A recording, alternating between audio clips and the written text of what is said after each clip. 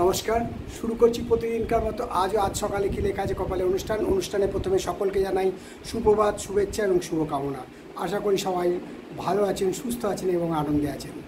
প্রতিদিনকার মতো আজও দিনের পরিচিতি, গঙ্গায় জোয়ার ভাটা, সূর্যোদয় সূর্যাস্ত এবং শুভকর্ম, দিনের স্মৃতিচারণ, সাথে থাকছে 12টি রাশি নিয়ে সামগ্রিক এবং সংক্ষিপ্ত রাশিফল। তাই দেরি না করে শুরু করছি প্রতিদিনকার মতো আজ সকালে কি লেখা আছে কপালে দিনের পরিচিতি। আজ 25শে চৈত্র 1431, বিশুদ্ধ সিদ্ধান্ত এবং গুপ্তপ্রেস মতে ইংরাজির 8ই এপ্রিল 2025। আজ মঙ্গলবার। আজকে সূর্য উদয় হয়েছে ভোর 5টা 28 মিনিটে এবং সূর্য অস্ত যাবে সন্ধে 5টা 51 মিনিটে। আজকে তিথি একাদশী এবং এটা চলবে রাত্রি 11টা 12 মিনিট পর্যন্ত। এবারে আপনাদের কাছে আমি আসছি যে শুভকর্ম আজ নেই। আর গঙ্গায় জোয়ার ভাটা বলছি, গঙ্গায় জোয়ার আসবে সকাল 6টা 22 এবং সন্ধে 6টা 27, আর ভাটা আসবে 11টা 32 বা 37। এবারে আসছি 12টি রাশি নিয়ে সংক্ষিপ্ত এবং সামগ্রিক রাশিফল। তার মধ্যে সামান্যতম জ্যোতিষ শিক্ষার আলোচনা। জ্যোতিষ শিক্ষার আলোচনায় আজকে থাকছে 12টি রাশি নিয়ে সামগ্রিক রাশিফলের মাঝখানে এই আলোচনা। আজকে এই অনুষ্ঠানে জ্যোতিষ শিক্ষার আসনে যে আলোচনা, তাতে বলবো যে আপনারা জানেন হাত থেকে রাশি নির্ণয় এবং ভবিষ্যৎবাণী কীভাবে করবেন তার পদ্ধতি চলছে এবং পর্ব 3 এবং পর্ব 4 আসছে।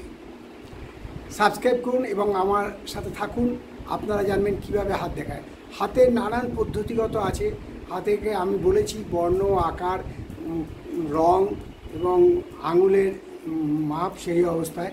তাই আপনাদেরকে জানাচ্ছি যে কিভাবে 12টি রাশির সংক্ষিপ্ত এবং সামগ্রিক রাশিফল পরিবেশন করছি।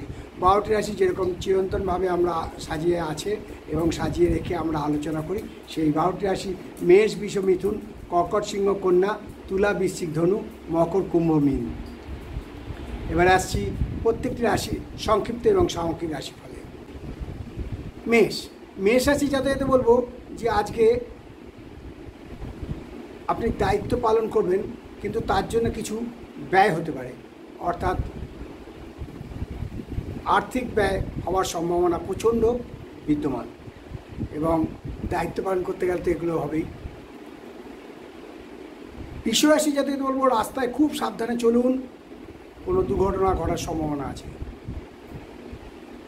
মিথুন রাশির যাতে বলবো কিছু কাজ করার আগে চিন্তা করে করুন, যাতে কোনো গণ্ডগোল না হয়।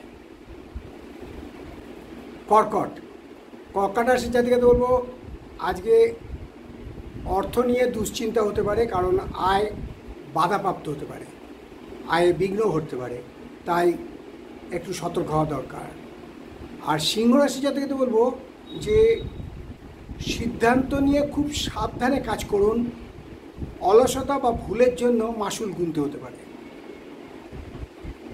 কন্যা রাশির জাতকে বলবো কিছু করার আগে একটু চিন্তা করুন, কারণ ভগবান রামকৃষ্ণ বলে গেছিলেন যে ভাবিয়া চিন্তিয়া করিও কাজ, করিও ভাবিও না, তাই ভেবে চিন্তে কাজ করুন।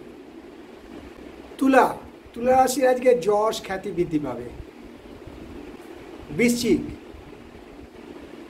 বৃশ্চিক রাশি যাতে বলবো যে লোকের সাথে কথা বলবেন খুব বুঝে শুনে হিসেব করে, কারণ মানহানি হতে পারে, অর্থাৎ সম্মানে ক্ষুণ্ণ হতে পারে।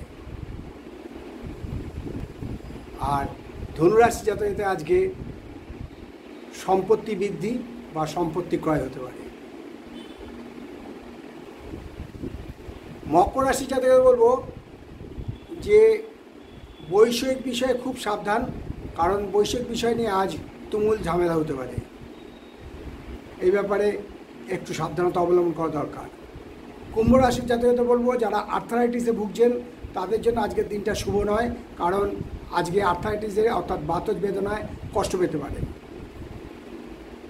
আর মীন রাশির জাতকে বলবো যে অনেক দিনের যে যে আশা আজকে পূরণ হতে পারে, আয় বৃদ্ধি হবে এবং সঞ্চয় বৃদ্ধি হবে। এই হলো 12টি রাশি নিয়ে আজ সকালে কী লেখা আছে কপালের অনুষ্ঠানে 12টি রাশি সামগ্রিক সংক্ষিপ্ত রাশিফল। আবারও বলছি, জ্যোতিষিক্ষা আসন নিয়ে যারা এখনও আমার সাবস্ক্রাইব করেনি বা আমার সঙ্গে আসেনি তাদেরকে অনুরোধ, সাবস্ক্রাইব করে এই জ্যোতিষিক্ষা আসরে যোগদান করুন এবং জ্যোতিষিক্ষা আসরে হাত দেখে রাশি নির্ণয় এবং ভবিষ্যৎবাণী কীভাবে করবেন তার পদ্ধতি শিখে নিন। তাই দেরি না করে শুভশ্চ শীঘ্রম, আসুন সবাই মিলে জ্যোতিষীটাকে অর্থাৎ জ্যোতিষশাস্ত্রটাকে আরও উন্নত করে তুলি। তাই শেষ করার আগে বলি, মা দশমহাবিদ্যার কৃপায়, দেবাদিদেব মহাদেবের কৃপায় এবং শঙ্খচক্র গদাপত্রধারী নারায়ণের কৃপায় সবার মঙ্গল হোক, সবার ভালো হোক, সবাই সুখে থাকুক, আনন্দে থাকুক, এই কামনা করেই আজকে অনুষ্ঠান শেষ করলাম। আবার আগামীকাল পাতে দেখা হবে। ততক্ষণ ভালো থাকুন, সুস্থ থাকুন, আনন্দে থাকুন। নমস্কার।